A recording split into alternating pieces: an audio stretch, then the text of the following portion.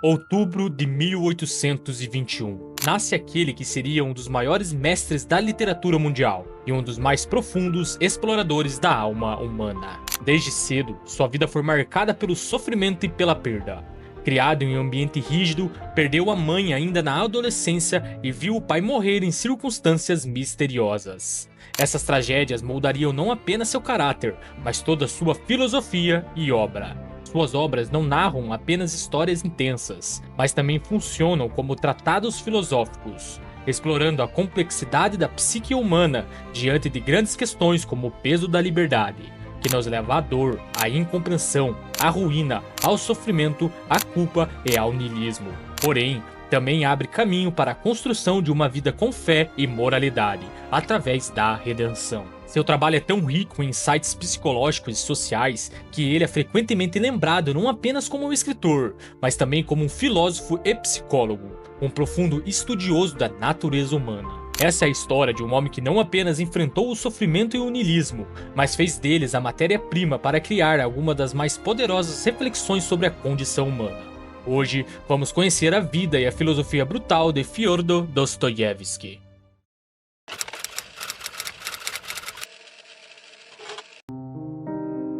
A trajetória de Dostoiévski é inseparável de sua história pessoal, marcada por dor e transformações intensas. Nascido em Moscou, cresceu no hospital onde seu pai, um médico rígido e possivelmente alcoólatra, trabalhava. Desde cedo, a perda o perseguiu.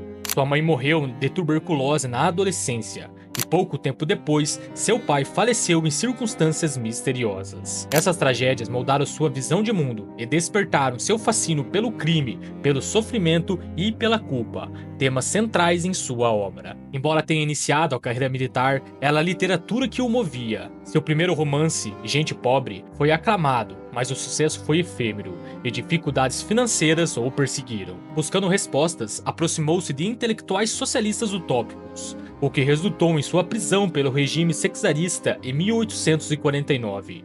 Condenado à morte, enfrentou o horror do fuzilamento iminente, mas sua pena foi mudada no último instante, sendo exilado na Sibéria como escravo. Entre criminosos, encontrou humanidade, remorso e fé, experiências que redefiniram sua literatura. Após 4 anos de trabalhos forçados e um período como soldado, retornou à escrita transformado. Sua visão tornou-se mais sombria e profunda, explorando as angústias espirituais e psicológicas da existência. A vida, contudo, continuou dura.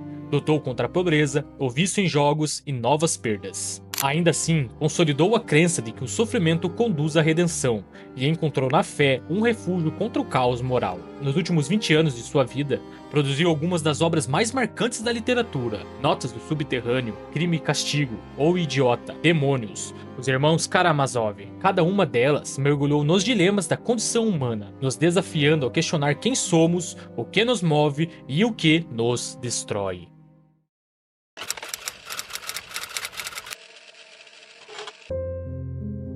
Para Dostoiévski, a liberdade é um paradoxo inquietante, desejada intensamente, mas também temida com igual força. Ser livre não é apenas fazer escolhas, mas arcar com suas consequências e assumir total responsabilidade pelos seus próprios atos, um fardo que nem todos estão preparados para suportar. Essa tensão é brilhantemente explorada em Os Irmãos Karamazov, na parábola do Grande Inquisitor. Cristo retorna à Terra durante a Inquisição Espanhola e, em vez de ser celebrado, é aprisionado. O Inquisitor argumenta que os homens não querem a liberdade que Cristo lhes ofereceu, mas sim segurança, ainda que isso implique viver sob regras rígidas. Esse embate entre liberdade e segurança se intensifica em Crime e Castigo. Raskolnikov acredita que algumas pessoas extraordinárias estão acima da moralidade comum e, amparado por essa ideia, assassina uma agiota. No entanto, sua suposta superioridade moral logo desmorona. Consumido pela culpa, ele mergulha em uma paranoia e angústia. Dostoiévski nos mostra que não há crime sem castigo. Mesmo quando a punição não vem de fora, ela se instala na consciência. Já em Memórias do Subsolo, o protagonista leva essa angústia ao extremo. Ele se define como um homem doente, mau, consumido por introspecção e autossabotagem. Dostoiévski rejeita a ideia de que o ser humano é puramente racional e que uma sociedade perfeita garantiria felicidade universal. A metáfora do Palácio de Cristal ilustra esse ceticismo. Ainda que o mundo fosse ideal, sempre haveria aqueles que o destruiriam apenas para afirmar sua liberdade. Você pode criar um mundo perfeito, mas quem te garante que, só porque melhoramos economicamente a vida das pessoas, elas deixarão de ser miseráveis por dentro? Essas reflexões permanecem atuais. O dilema de Raskolnikov se reflete nos extremismos ideológicos, onde atos imorais são justificados por um bem maior. A crítica ao Palácio de Cristal alerta que progresso material não significa felicidade, algo evidente na crise de saúde mental atual, mesmo em países desenvolvidos. Além disso, em tempos de redes sociais, a busca por autenticidade se torna ainda mais difícil, já que muitos preferem projetar visões idealizadas de si mesmos. No fim, talvez a grande lição de suas obras seja essa: a liberdade não é apenas escolher um caminho, mas ter coragem de ser autêntico, mesmo que isso traga dor, incompreensão ou ruína. Ao mergulhar nessas tempestades humanas, Dostoiévski nos convida a encarar as nossas próprias tempestades.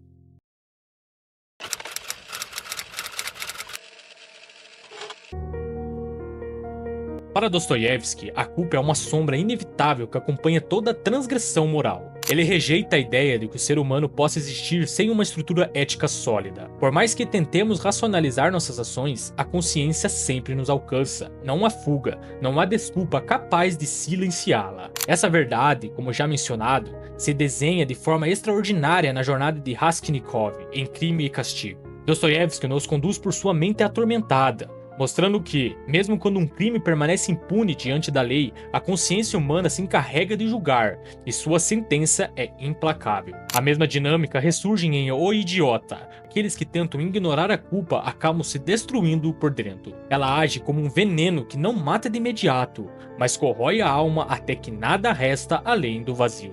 Dostoiévski aponta dois caminhos diante da culpa.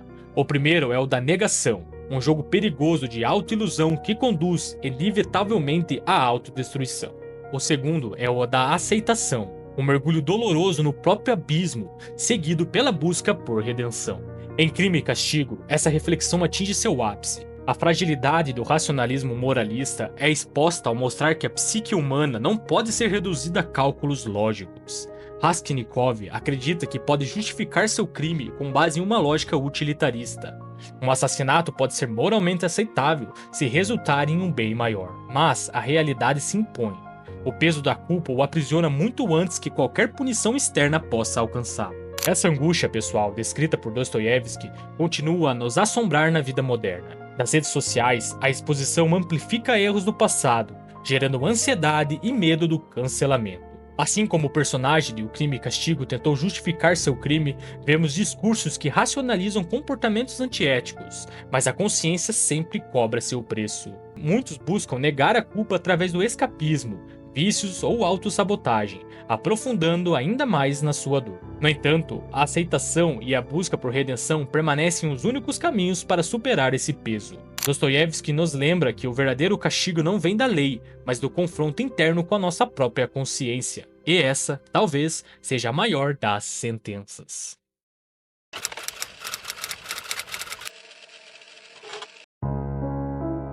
Dostoiévski antecipou, antes de Nietzsche, aquilo que mais tarde seria chamado pelo filósofo alemão de A Morte de Deus, e suas consequências devastadoras. Se os valores tradicionais desmoronam, o que sobra? Liberdade absoluta ou um vazio insuportável?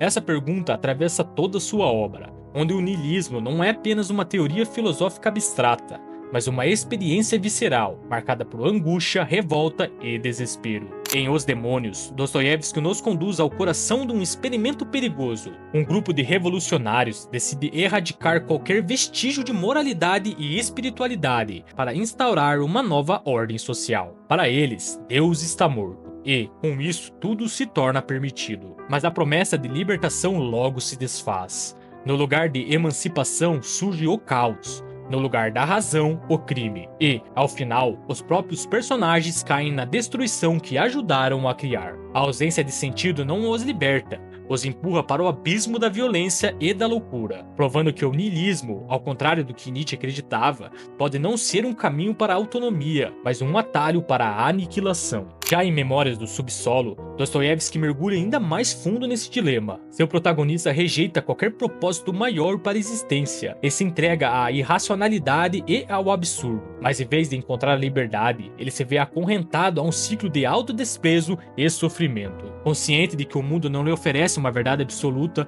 carrega o peso insuportável de uma liberdade sem direção. Sua mente hiperanalítica o paralisa. Ele pensa demais e age de menos. E, no fim, se torna prisioneiro de si mesmo. O homem gosta de construir e traçar caminhos, isso é inegável.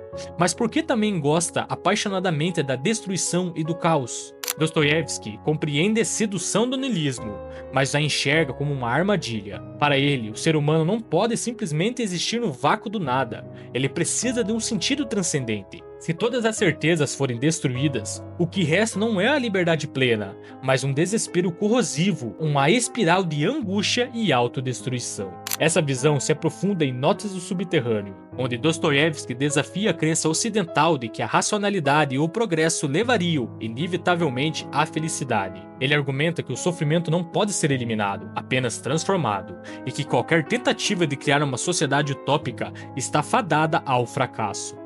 Afinal, a natureza humana não é linear nem previsível, ela é contraditória, instável, capaz de sabotagem e autodestruição. Mesmo quando todas as condições são favoráveis, o homem pode escolher destruir a própria felicidade apenas para provar que tem livre-arbítrio. Hoje, pessoal, o impacto do niilismo na sociedade moderna é evidente.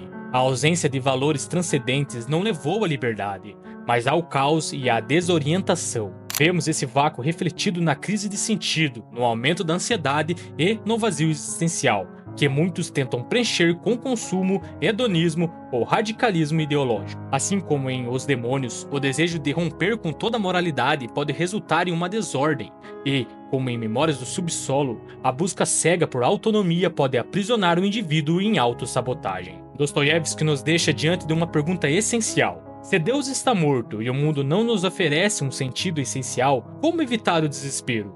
Sua resposta sugere que a única salvação para o niilismo não está na razão, mas na fé, no amor, no reconhecimento de que a dor não é um erro da existência, mas parte inescapável da condição humana.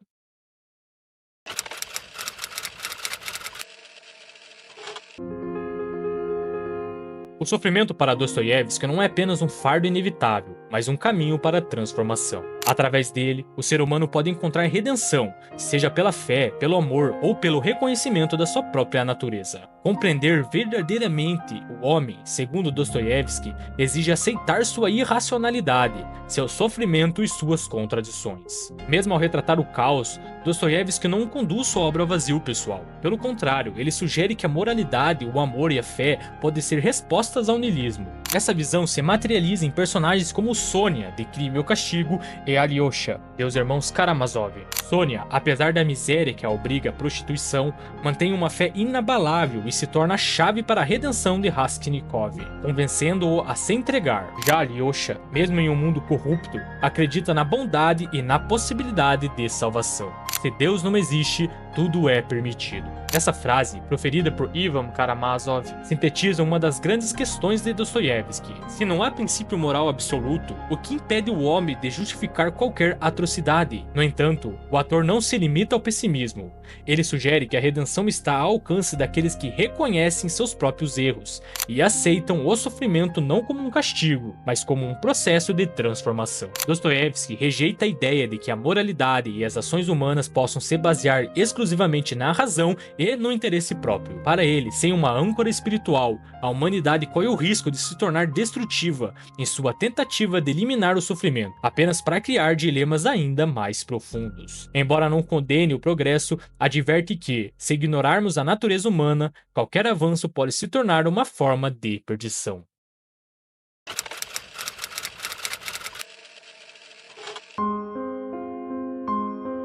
No fim, Dostoiévski sugere que só há uma saída para o abismo do niilismo, e essa saída está na busca por significado, seja pela moralidade, pelo amor ou pela fé. Suas perguntas continuam a ecoar porque falam diretamente às condições humanas, nos desafiando a confrontar nossos dilemas morais mais profundos. Dostoiévski não foi apenas um escritor, mas um cartógrafo da alma humana. Ele não oferece respostas fáceis, tampouco ilusões reconfortantes. Em vez disso, nos força a encarar nossas próprias contradições, a questionar nossas crenças e a reconhecer que o homem pode ser tanto anjo quanto demônio. Sua obra nos lembra que a liberdade pode ser um dom ou um fardo, que a culpa e o niilismo podem consumir uma existência inteira e que o sofrimento, longe de ser apenas um peso, pode se tornar um caminho para a compreensão. Ao transformar sua própria dor em narrativa, Dostoiévski nos mostrou que o sofrimento não apenas molda o ser humano, mas revela sua essência mais profunda. Seus personagens não são apenas figuras literárias atormentadas,